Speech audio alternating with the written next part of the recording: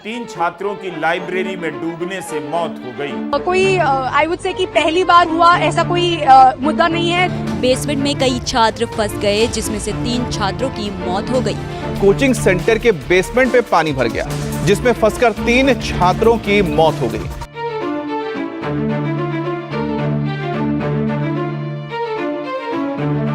कौन है इनकी मौत का जिम्मेदार? जिम्मेदार है आप और हम सब। दोस्तों, बचपन से ही हम इन लोगों के दिमाग में छोटी छोटी सुसाइड की गोलियां डालनी शुरू कर देते हैं और ये एक दिन बड़ा होकर रियल में सुसाइड कर लेता है। कोई भी इंसान इस मुद्दे पे बात नहीं करना चाह रहा कि किस प्रकार एजुकेशन सिस्टम आपको खोखला बनाता जा रहा है और इन सुसाइड्स के जिम्मेदार हम सब हैं। आप लोग सोच रहे होंगे कि ये क्या बात बोल रहे हो भाई, हम लोगों की क्या गलती है इसमें, हम लोगों ने क्या किया है। आज बात करेंगे इस मुद्दे पे डिटेल से। एक वादा करना अपने आप से कि इस वीडियो को पूरा देखोगे आप लोग, क्योंकि ये वीडियो शायद आपके बच्चों की और आने वाली पीढ़ी की पूरी जिंदगी सुधार देगा। शुरुआत से बात करते हैं। जब एक बच्चे का जन्म होता है तो जन्म के साथ ही उसके माता पिता ये सोच लेते हैं कि वो बच्चा आगे जाके क्या बनेगा, और जैसे ही वो स्कूल में जाना शुरू होता है तो उसे ये दिखा दिया जाता है कि उसके साथ जो बच्चे बैठे हैं वो उसका कंपटीशन है।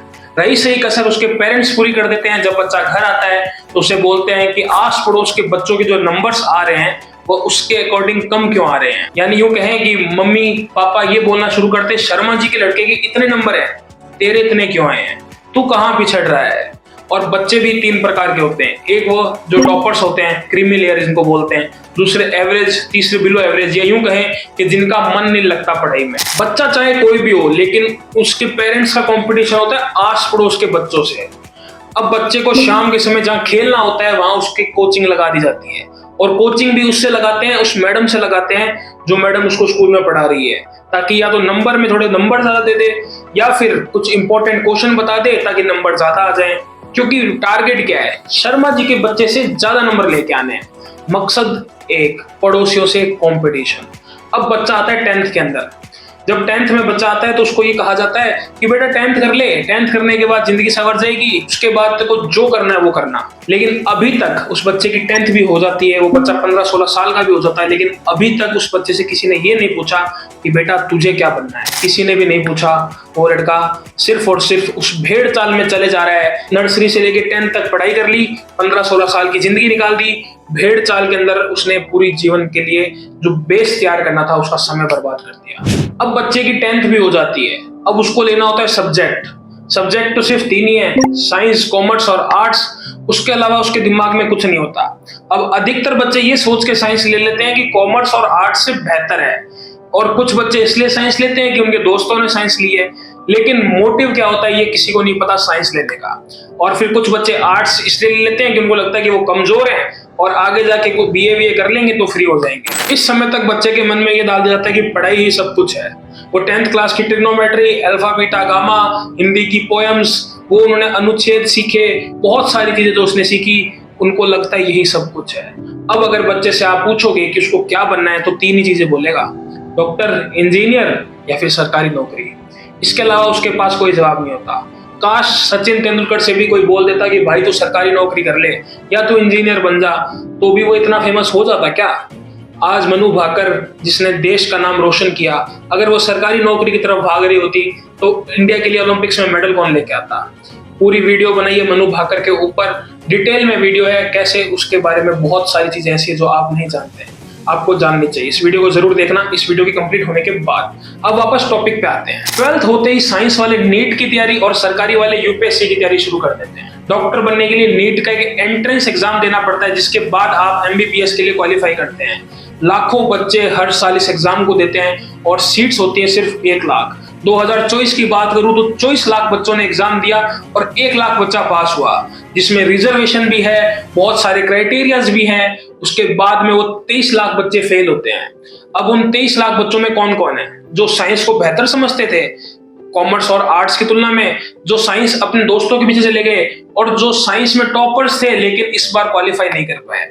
अब बच्चे के दिमाग में प्रेशर शुरू होता है कि बच्चा पहला अटेम्प्ट में पास नहीं कर पाया। उसके दिमाग में शुरू से एक चीज थी कि पढ़ाई ही सब कुछ है। अब वो अपने आप को फेलियर समझने लगता है, और उसके बाद इन कोचिंग माफियाओं का गेम शुरू होता है, जहां पे ये लोग बोलते हैं लाखों रुपए की फीस होती है इनकी। ये लोग बोलते हैं 1 अटेम्प्ट और दे लो आप पास हो जाएंगे। हर बच्चा सक्षम नहीं होता, लेकिन उसके माता पिता चाहते हैं कि वो सक्षम बने, आगे मेहनत करे और वो आगे बढ़ जाए। लेकिन 23 लाख में भी अगली बार फिर नए बच्चे आएंगे, सिलेक्शन सिर्फ 1 लाख का होगा।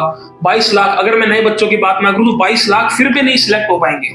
लेकिन पेरेंट्स सबके पैसे लगाएंगे, उन कोचिंग वालों को पैसे देंगे, बच्चे को वहां भेजने के लिए पैसे लगेंगे, रहने के लिए और तो और इन सब के बीच लाखों रुपए लग जाते हैं। हर कोई पेरेंट्स सक्षम नहीं होता, तो वो पेरेंट्स कर्जा लेके, वो पेरेंट्स कहीं ना कहीं से जुगाड़ करके पैसे देते हैं। उसके बाद जब बच्चा सक्षम नहीं हो पाता या सक्सेसफुल नहीं हो पाता, तो उसके दिमाग में सिर्फ एक ही बात चलती है कि मेरे माता पिता ने पैसे लगा दिए, मैं उनकी उम्मीदों पे नहीं खरा उतर पाया, मैं सक्सेसफुल नहीं हो पाया, और वो इतना प्रेशर 15-16 साल, ज्यादा से ज्यादा 17-18 साल की उम्र में झेल रहा होता है। और फिर वो समय आता है, छोटी छोटी गोली एक दिन बड़ी हो जाती है। आप लोग अभी भी ये सोच रहे होंगे, दिल्ली में जो घटना हुई, वो 3 बच्चों की मौत हुई, उसका हमसे क्या लेना देना है।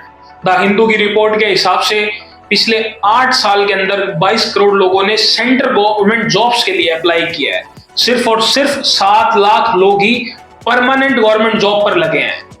दोस्तों, जब बच्चा 12th पास करता है, बीए कर रहा होता है, बीएससी कर रहा होता है या फिर बीकॉम कर रहा होता है, उसको कहा जाता है कि सरकारी नौकरी की तैयारी साथ में शुरू कर दे।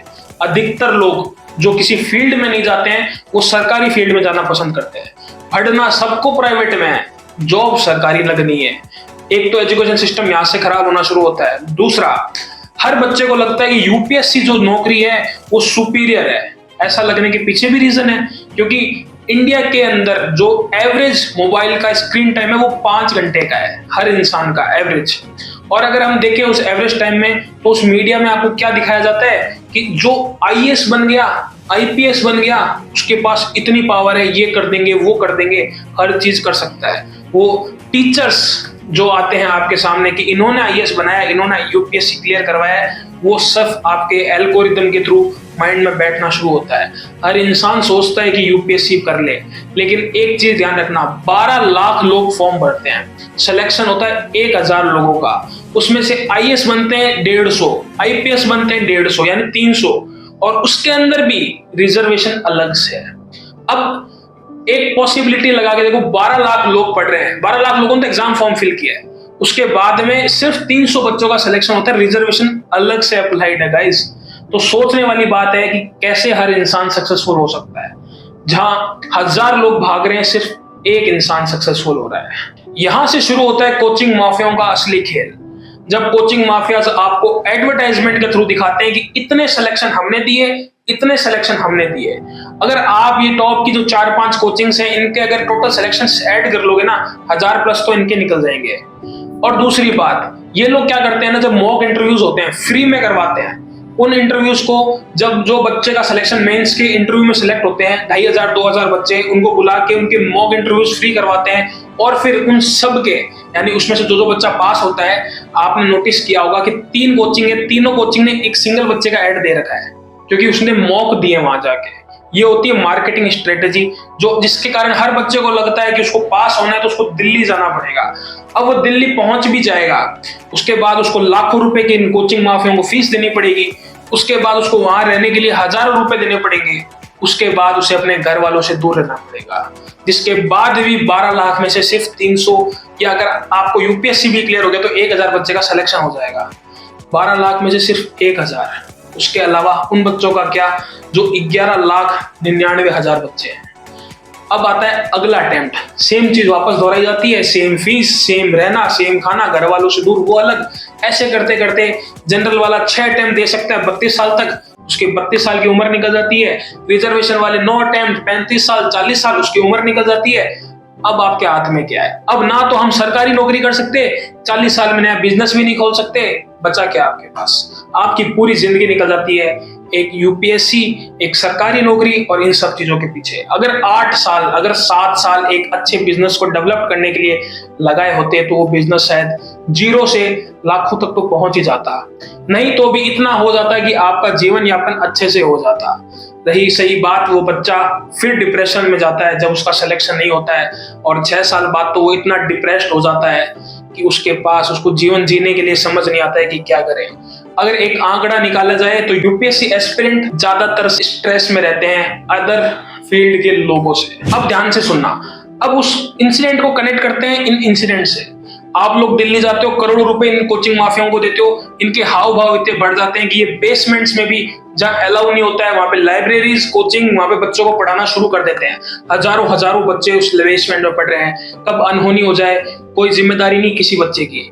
बात सिर्फ इस बेसमेंट में या इस 3 बच्चों के इंसिडेंट की नहीं है, बात है उस हर सुसाइड करने वाले बच्चे की, बात है उस हर स्ट्रेस में रहने वाले बच्चे की, जो बच्चा यूपीएससी का सोच के या फिर किसी भी सरकारी का, नीट का, किसी भी चीज का सोच के इनके पास आता है, उसके बाद इतना प्रेशर में आ जाता है और तो और उसके बाद में उसे सुसाइड अटेम्प्ट करना पड़ता है। अगर काम करना है, अगर मुद्दा मिला है, इस बार एकजुट हुए हो तो जमीनी स्तर पे काम करना शुरू करो। सिर्फ और सिर्फ एक मुद्दे को पकड़ने के बाद तुम छोड़ दोगे, ये लोगों के हाव वापस हो जाएंगे। 1-1.5 साल बाद, 2 साल बाद सब नॉर्मल हो जाएगा, लेकिन जमीनी स्तर पे कुछ भी क्लियर नहीं होगा। करना है तो जमीनी स्तर पे आके इन सब चीजों को 0 लेवल से शुरू करके साफ करना शुरू करो।